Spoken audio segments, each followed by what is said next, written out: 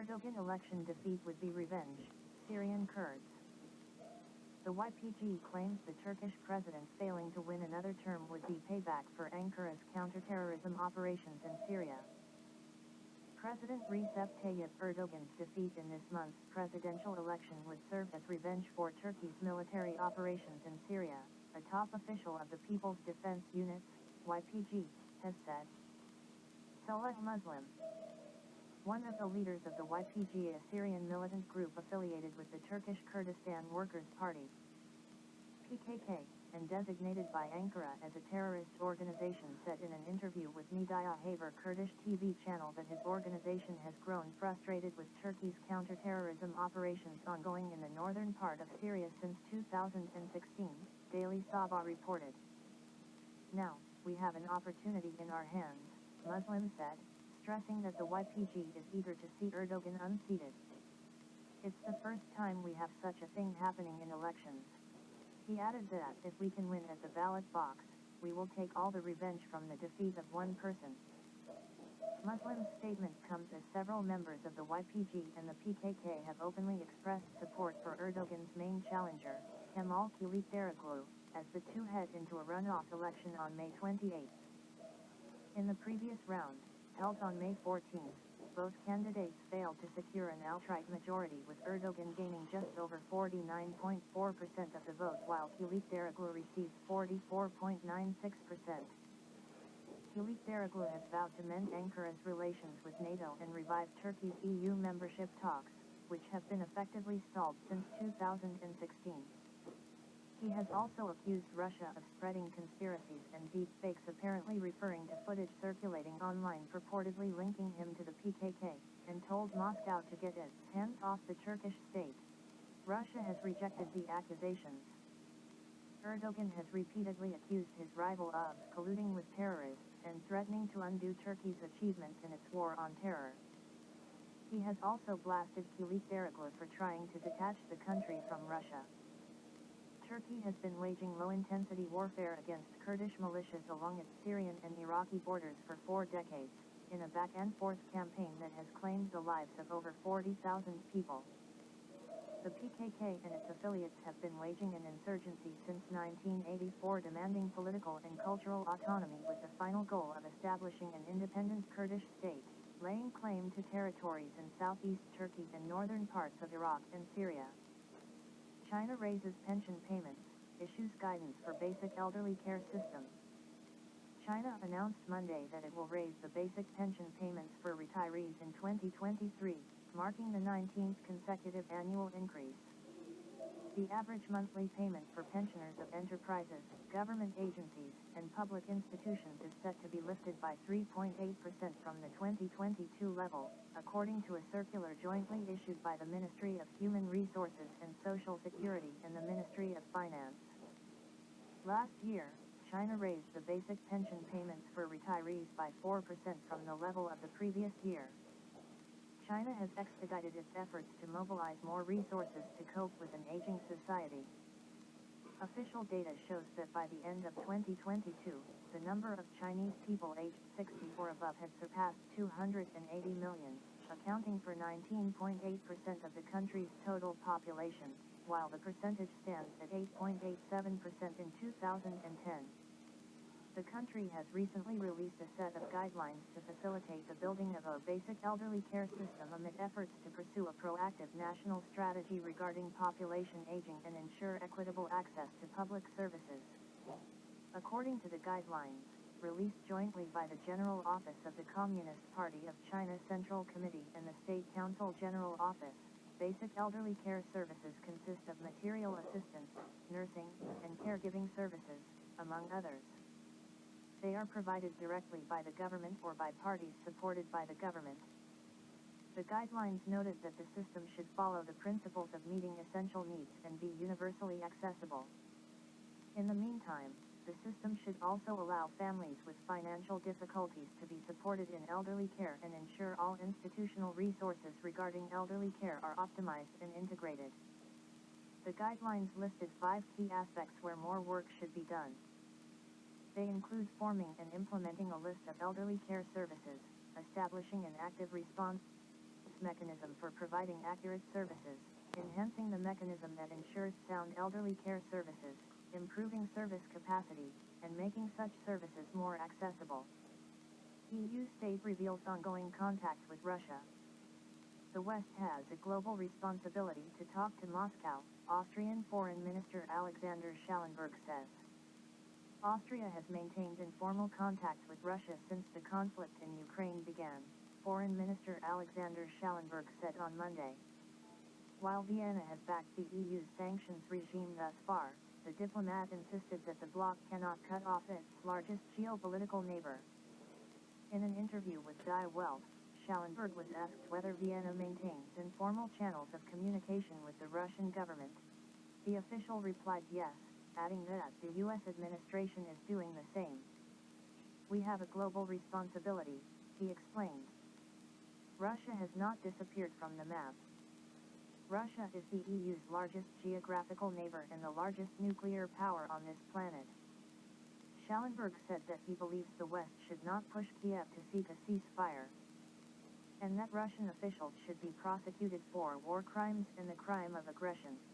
However, he added that the West must continue to speak to Russia and should use international forums to make our positions blunt in face-to-face exchanges.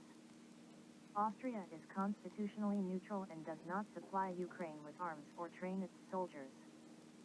Vienna initially opposed sanctions on Russian oil and gas, with Finance Minister Magnus Brunner arguing last year that embargoes would hit us more than the Russians. Austria's center-right government has since backed 10 successive EU sanctions packages.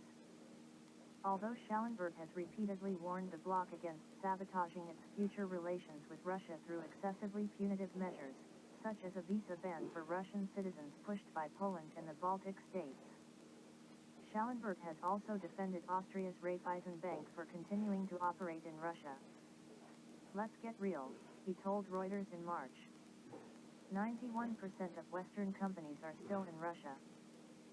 To think that there won't be Russia anymore and we can decouple in all areas is delusional. Opposition leads in parliamentary poll in Timor-Leste, state media. With 2/3 of votes counted in Timor-Leste's parliamentary election, independence hero Zanana Gusmau's party is leading, state media showed on Monday, heralding a possible return to power for the former rebel after nearly a decade in opposition. Sunday's election, which will pave the way for the winning party or a coalition of parties to appoint the head of government, is a battle for the premiership between Gusmau and Mari Al-Qadari, another resistance-era figure from the ruling party. With nearly 70% of ballots counted, Gusmau's opposition party, the National Congress for Timorese Reconstruction, CNRT, had about 40% of votes, according to Election Commission data as broadcast by state media Radio Televisão Timor-Leste. The ruling Revolutionary Front for an Independent Timor-Leste, Tittle-1, which leads a four-party coalition backing the incumbent Prime Minister José Maria Vasconcelos, or Tor Matanruake, had about 27% of the votes. 15 other parties were contesting the poll, though none had more than 10% of votes as of Monday. The election is Timor-Leste's fifth parliamentary poll since it gained full independence in 2002 following decades-long occupation by Indonesia. Heavily dependent on its fast-depleting oil reserves for revenue, the half-island nation of 1.3 million people has grappled with diversifying its economy and reducing high rates of poverty. Ukrainians likely involved in Nord Stream blasts, media. Two outlets claim to have identified individuals potentially connected to the sabotage. At least 2 Ukrainian nationals are linked to a yacht which German authorities are allegedly investigating in connection with the Nord Stream explosions last September, media outlets in Switzerland and Germany have reported. Western media have previously claimed that traces of military-grade explosives were detected on board the vessel. The allegations were made in articles published on Sunday by Switzerland's Tages-Anzeiger newspaper and Germany's Süddeutsche Zeitung. Tages-Anzeiger claimed it had tracked down what appeared to be a shell company, Tittle-1, which allegedly chartered the vessel in question, the Andromeda, last fall. Based in the Polish capital Warsaw, the firm purports to operate as a tourist agency, but apparently has no telephone number, no website, and no employees, the outlet stated. According to Tittle-1 the company is registered in the name of 2 Ukrainians, one of whom lives in Crimea and has Russian citizenship. The person denied any involvement with Tittle-1 when questioned by the paper over the phone. The second person is a woman described in Polish records as the president of the company. She confirmed to Tittle-1 that she held that position, but declined to answer further questions. The article claimed that there were several other companies registered in her name in Poland and Ukraine. Tittle-1 reported that the Andromeda has been at the center of German authorities' investigation for some time.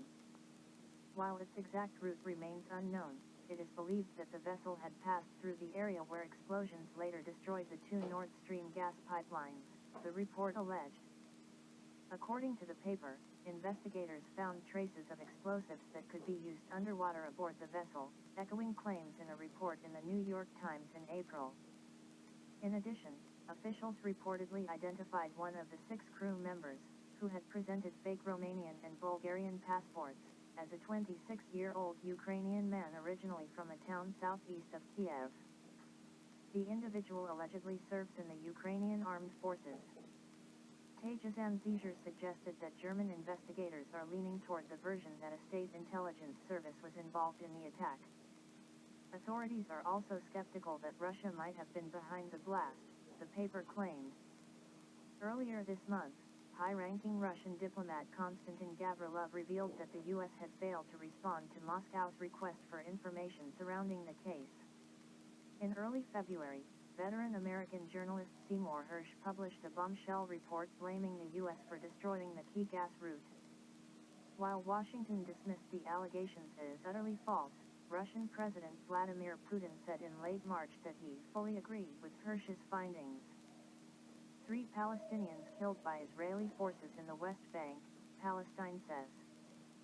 Fierce clashes broke out early Monday after Israeli forces raided a Palestinian refugee camp in the city of Nablus in the northern West Bank, with at least 3 Palestinians killed and 6 others wounded.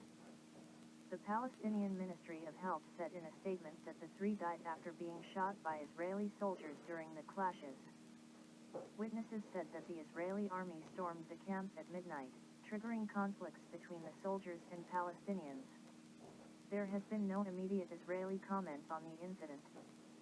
Tension has been mounting between Israel and Palestine since January, with 156 Palestinians killed in clashes with Israeli soldiers. Earlier on Sunday, Israeli Security Minister Itamar Ben-Gvir, part of a far-right government that came to power in December, visited the Al-Aqsa Mosque compound, sacred to both Muslims and Jews, who know it as Temple Mount, and declared Israel was in charge. Israel's ally the U.S. on Sunday rebuked the Middle Eastern country over an order that allows Jewish settlers to enter the Homesh outpost area in the West Bank, paving the way for a formal settlement to be built there. Washington has repeatedly called on Israel to refrain from any moves that escalate tensions with Palestinians, like formalizing settler outposts, and specifically warned it over Homesh. The order is inconsistent with Israeli government commitments made in 2004 and more recently to Biden administration officials, State Department spokesperson Matthew Miller said in a statement. An Israeli official, speaking on condition of anonymity, said the order in question was intended to allow Israelis to keep attending an existing religious school in Homesh, and that the government has no intention of rebuilding the settlement or allowing Israeli presence on private Palestinian land. German military to sell tons of toilet paper. The Bundeswehr decided to jettison inventory that does not fit new dispensers.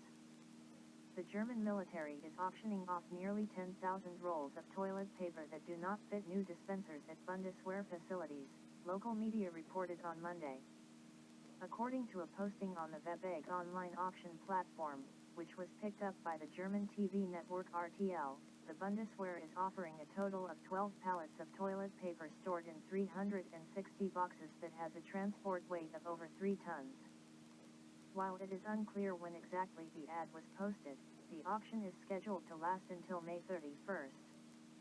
The winning bidder will be able to pick up the toilet paper, which was produced by the Sweden-based company Tork, as the military barracks in the city of Wesel, not far from Munster in the northwestern part of the country.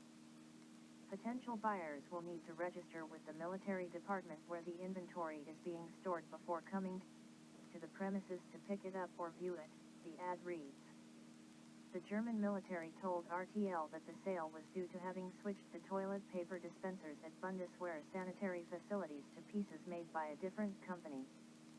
However, the toilet paper from the first company cannot be used in a universal hygiene dispenser, a Bundeswehr spokesman told the outlet.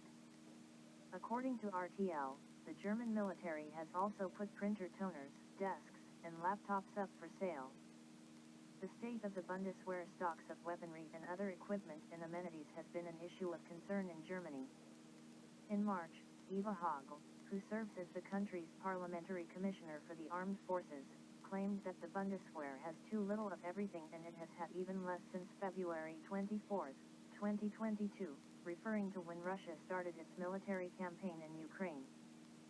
Since then, Berlin has provided massive military and economic support to Kiev.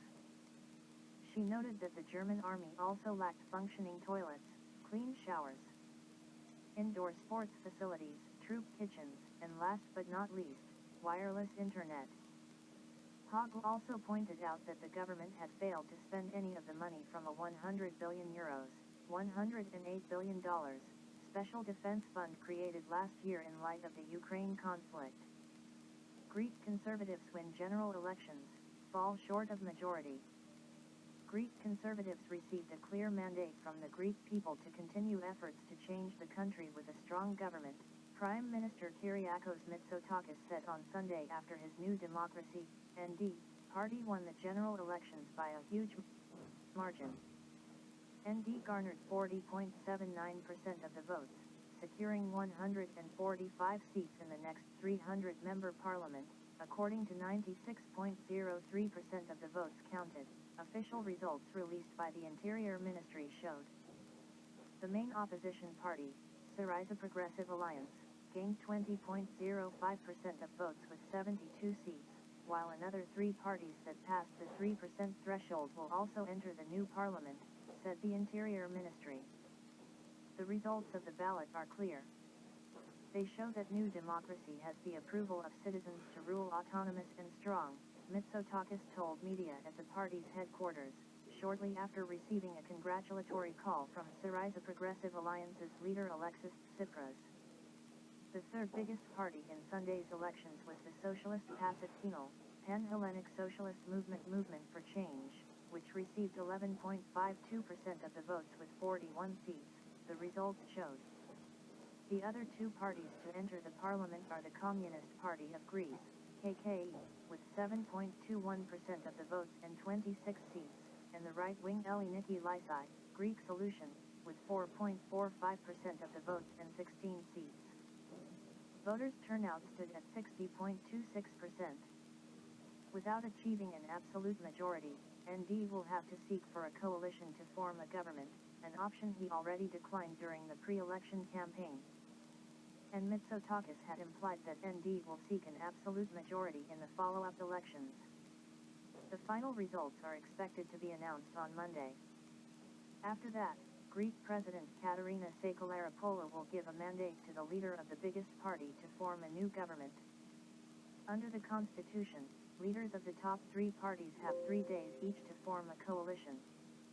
If all efforts fail, a caretaker government will lead Greece to a second ballot by early July.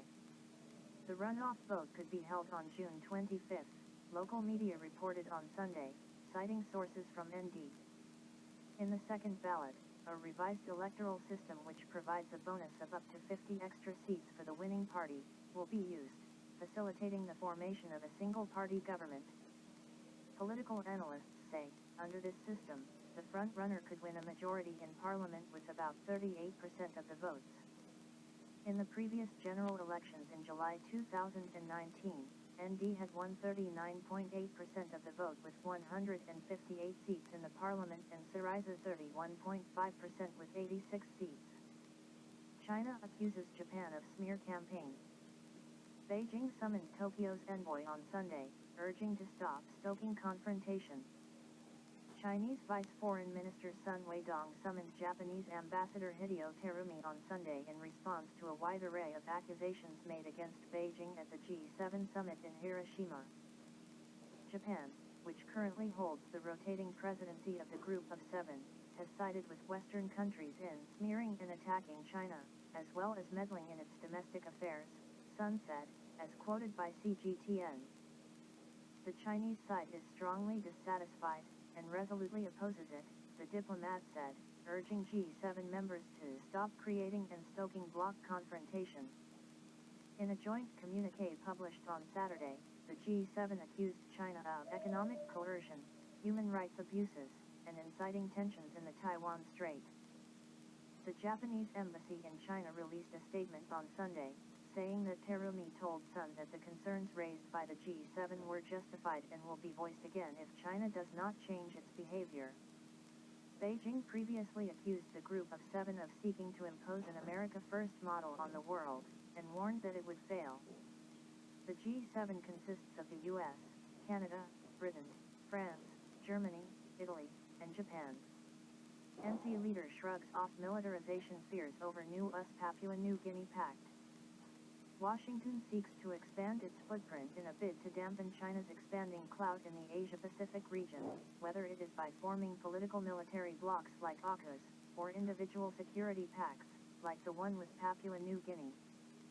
New Zealand Prime Minister Chris Hipkins has brushed aside major concerns that a new security pact between Papua New Guinea and the United States will fuel further militarization of the Asia-Pacific region.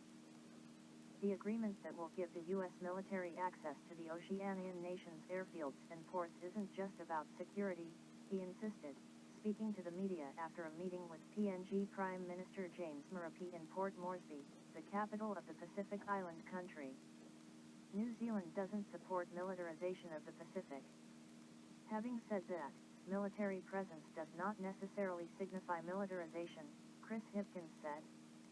He referenced China's pact with the Solomon Islands, signed in mid-April last year, claiming the US-PNG agreement was more transparent.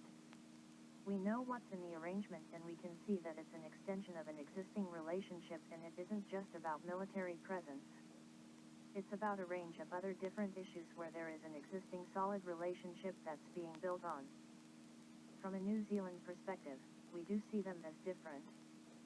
Papua New Guinea signed the Defense Pact with the United States on Monday, during U.S. Secretary of State Antony Blinken's visit to the country. In a statement released on Saturday, the Oceanian nation's government said that the deal was an opportunity to enhance its infrastructure and capacity for national defense. Papua New Guinea does not have enemies, but it pays to be prepared. This agreement is not about geopolitics but rather recognizes the country's need to build its defense capabilities because border disputes are inevitable in the future, it said, adding it did not rule out working with other countries, including China. PNG Prime Minister James Marape earlier said the deal would allow it to access U.S. satellite surveillance to fight illegal activities on the high sea. The U.S. State Department said that the new pact with PNG would enhance security cooperation and further strengthen our bilateral relationship, improve the capacity of the PNG Defense Force, and increase stability and security in the region. Geopolitical games. However, there has been controversy regarding the lack of transparency from the government on what specifically is laid out in the new US-PNG agreement. The United States will publish the text of the Defense Cooperation Agreement after entry into force, consistent with U.S. law, stated a fact sheet released by the U.S. Department of State on Sunday. The pact has triggered student protests at several PNG universities, local media reported. If such an agreement is going to affect us in any way, we have to be made aware. An agreement of this magnitude must go before Parliament. There must be clarity. The people must be made aware of the implications, students president at the University of Technology in Lad, Kenzie Wailapai, said. China also slammed the introduction of any geopolitical games into the Pacific Island country region. China has no objection to normal exchanges and cooperation between relevant parties and Pacific Island countries, Foreign Ministry spokesperson Wang Wenbin added at a daily briefing, without specifically referring to the Security Pact. Rattling peace and stability. Washington's top diplomat signed the pact with PNG instead of U.S. President Joe Biden, whose debt ceiling woes on the home front forced him to cancel much of his planned Asia trip. Blinken is also expected to meet with leaders of the Pacific Island Forum regional body in Port Moresby. Originally, visits to Papua New Guinea and Australia had been on Biden's itinerary, with Sydney to host a meeting of the Quadrilateral Security Dialogue, Quad, leaders. For all the claims that pacts such as the new US-PNG agreement do not militarize the Asia-Pacific region, it is obvious that alignments are increasingly being drawn up, with Washington aggressively spearheading the trend while spinning the narrative about China's growing clout. The U.S. has been actively working to sabotage the creation of a multipolar world in the Asia-Pacific region, including by forming exclusive political military blocs. AUKUS, a trilateral security agreement between the U.S., Australia and the UK unveiled in September 2021, entails supplying Canberra with 3 American Virginia-class nuclear-powered submarines by the early 2030s, while cementing China's status as the perceived adversary of all 3 countries. New Zealand has also hinted at joining the non-nuclear component of the trilateral AUKUS Security Pact, Defense Minister Andrew Little said in March. China blasted the 3 countries that cobbled together the AUKUS Pact for pursuing their own geopolitical interests and completely ignoring the concerns of the international community. The US-UK-Australia deal involves the transfer of large quantities of highly enriched weapons-grade uranium from nuclear weapon states to a non-nuclear weapon state. Accordingly, it poses a serious risk of nuclear proliferation and violates the goals of the Non-Proliferation Treaty, said Chinese Foreign Ministry spokesman Wang Wenbin at a briefing.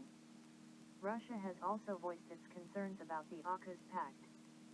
The Anglo-Saxon world, with the creation of bloc structures like AUKUS, with the promotion of NATO military infrastructure in Asia, is making a serious bid for confrontation for many years, Russian Foreign Minister Sergei Lavrov said. Quad. Besides AUKUS, the U.S. is leading Quad, a loose security alliance with Australia, Japan, and India, widely understood to be an attempt to drum together a common anti-China policy across the Indo-Pacific. The 4 nations have all ramped up their military spending in recent years, claiming it is in response to an alleged threat posed by China. Just recently, the Quad's 3rd in-person summit took place on the sidelines of the G7 summit in Japan's Hiroshima. It brought together Australian Prime Minister Anthony Albanese, Indian Prime Minister Narendra Modi, Japanese Prime Minister Kishida Fumio and U.S. President Joe Biden. Philippine bases. The United States and the Philippines opted to modernize their alliance, intensifying high-level joint exercises and other related activities in April. The U.S. was to get access to 4 new military bases as part of the expanded defense agreement. The 4 bases include 3 on the main island of Luzon, close to Taiwan, and 1 in Palawan Province in the South China Sea, SCS. Bilateral joint military exercises between the United States and the Philippines have also reached an unprecedented scale. More than 12,000 American, 5,000 Philippine, and 111 Australian soldiers took part in the Belgorod joint military exercises in the waters across the South China Sea and the Taiwan Strait. Needless to say, the Chinese embassy in Manila was quick to issue a statement, saying that such drills should not target any third party and should be conducive to regional peace and stability. In addition, the Philippine and American defense and diplomacy chiefs discussed the development of 9 Philippine military camps, where U.S. troops would be staying indefinitely. Pacific Island nations. Washington has also been on a roll, opening new embassies in the Solomon Islands and Tonga this year, with plans for 1 in Kiribati. Biden hosted Pacific Island leaders in Washington for a summit in September. Additionally, the U.S. released its first-ever national strategy on engaging the Pacific Islands. Washington also reportedly intends to allocate around $6.50 BLN, spread over 2 decades, to various parts of Palau, Micronesia, and the Marshall Islands. While jostling for clout, the Biden administration has been dangling China's increasing assertiveness in the region as a convenient excuse. Indeed, Beijing signed several agreements with almost a dozen Pacific Island nations during a visit by Foreign Minister Wang Yi to the region in the summer of 2022. Before that, in mid-April, the Chinese and the Solomon Islands governments formally signed a bilateral security agreement despite the displeasure voiced by the US, Australia, and New Zealand. Earlier, in 2019, the Solomon Islands switched diplomatic ties from Taipei to Beijing. Commenting on the Pact, State Councillor and Foreign Minister Wang Yi emphasized that its purpose was to assist the Solomon Islands in maintaining social order. He vehemently denied Western media speculation about China's apparent plans to beef up its military presence in the region. Kremlin, Putin briefed on Ukraine's attempt to infiltrate into Russia's Belgorod region. Earlier, 2 civilians were killed and another one was injured as a result of a Ukrainian shelling of a village in Russia's Belgorod region. The Russian Defense Ministry, the Federal Security Service, FSB, and the Border Service reported to President Vladimir Putin about an attempt to break into the Belgorod region by Ukrainian saboteurs, Kremlin spokesman Dmitry Peskov said on Monday. The Ministry of Defense, the FSB, and the Border Service reported to the Russian president about an attempt by a Ukrainian sabotage group to break into the Belgorod region. Work is underway to push them out of Russian territory and destroy this sabotage group. There are enough forces and resources on the spot, Peskov said.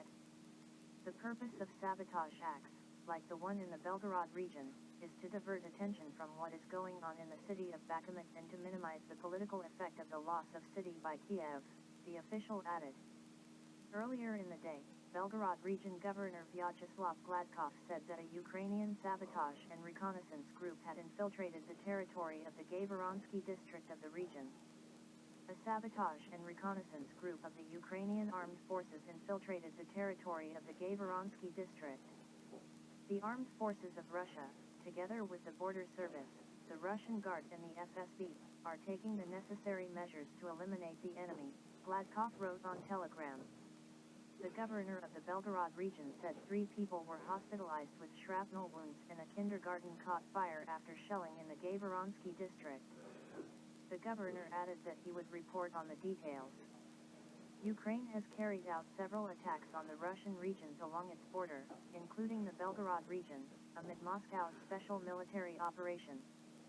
In February, Russia launched a special military operation in Ukraine, after the Donetsk and Lugansk People's Republics, DPR and LPR, appealed for help in defending themselves against Ukrainian attacks. Mystery disappearance of 30-ton shipment of explosive chemicals in California probed. Back in April, chemical manufacturing company Dyno Nobel reported that a train car carrying its shipment of ammonium nitrate, sealed when it left Wyoming, arrived in California empty. An ongoing investigation in the U.S. is trying to find out how a large shipment of chemicals disappeared from a sealed rail car. About 60,000 pounds, approximately 27,215 kilograms, of the chemical ammonium nitrate, which can be used both as a fertilizer and in explosives, had been manufactured by Dyno Nobel, a global leader in the commercial explosives industry. The shipment was loaded into a Union Pacific rail car, with the train leaving Cheyenne, Wyoming on April 12. The seals were still intact when they arrived 2 weeks later in Saltdale, California. Accordingly, a report was filed on May 10 at the National Response Center, NRC, for railroad incidents. The initial assessment is that a leak through the bottom gate on the rail car may have developed in transit, a statement from Dyno Nobel said. Separate probes are underway by Federal Railroad Administration, the California Public Utilities Commission, Union Pacific, and chemical company Dyno Nobel, while the rail car is to be scrutinized after it's been transported back to Wyoming. Dyno Nobel's investigation into the disappearance is still in the early stages, a spokesperson for rail carrier Union Pacific told the media. In an effort to allay environmental concerns, it was added that if the culprit was, indeed, a leak, these chemicals were intended for use in soil, and, accordingly, could be absorbed without detriment. It should be noted that the train involved, Union Pacific, is from the same company that saw a dozen or more freight cars laden with coal go off the rails in a derailment near Gothenburg, Nebraska, in February. That incident had been at least the third major train derailment in the U.S. Midwest in a matter of weeks. It had followed a disastrous derailment in East Palestine, Ohio in early February, which contaminated the small community's air and water with potentially cancer-causing chemicals. We take this matter seriously and will work to understand how it happened and how it can be prevented from occurring again, a spokesperson for Dyno Nobel was cited as saying. Despite the company saying that it did not suspect foul play, fears have been triggered due to the potential use of these missing chemicals in explosives. Ammonium nitrate was used in the 1995 Oklahoma City bombing. At the time, the blast at the Murrah Federal Building killed 168 people, leaving approximately 850 injured. Fighting in Sudan continues despite ceasefire agreement. The international community is not doing enough to stop the fighting between rival military factions, a political analyst has told RT. Sudan's warring factions agreed on Saturday to a 7-day ceasefire beginning Monday to allow humanitarian aid to be delivered, but local media reported new artillery shelling and bombardments in Khartoum and other cities. A field report released on Monday by the Sudanese Doctors Union estimated that the 5-week conflict has killed at least 863 people and injured no less than 3,531 others. Speaking to RT, political analyst Issam El-Dian said international players are not really doing enough to stop this fighting between the Sudanese Armed Forces, SAF, and rival paramilitary Rapid Support Forces, RSF. The people of Sudan really don't care right now who is going to win, they care about humanitarian issues, the shortage of food and medicine and money, El-Dian said. He added that the two generals appear unwilling to negotiate, and expressed concern about further violations of the armistice, which he said could lead to an escalation of violence across the country. India vows to boost Pacific ties. New Delhi wants the region to be free, open, and inclusive, Prime Minister Narendra Modi has said. India will continue to assist Pacific countries with their economic and technological development in every way possible, Prime Minister Narendra Modi pledged on Monday. Speaking at the Forum for India-Pacific Islands Cooperation, FIPIC, in Port Moresby, Papua New Guinea, Modi said that the group had a shared belief in multilateralism. In addition to India, FIPIC includes 14 other regional countries. We support a free, open, and inclusive Indo-Pacific. We respect the sovereignty and integrity of all countries, Modi said, vowing that Pacific countries could count on India for humanitarian and developmental aid. He also stressed that we are with you in every way in areas such as digital and space technology, food security, and climate change. We are ready to share our capabilities and experiences with you without any hesitation, Modi added. The Pacific region also continues to attract attention from Washington. On Monday, U.S. Secretary of State Antony Blinken signed a defense cooperation agreement with Papua New Guinea, which he said would facilitate joint military training.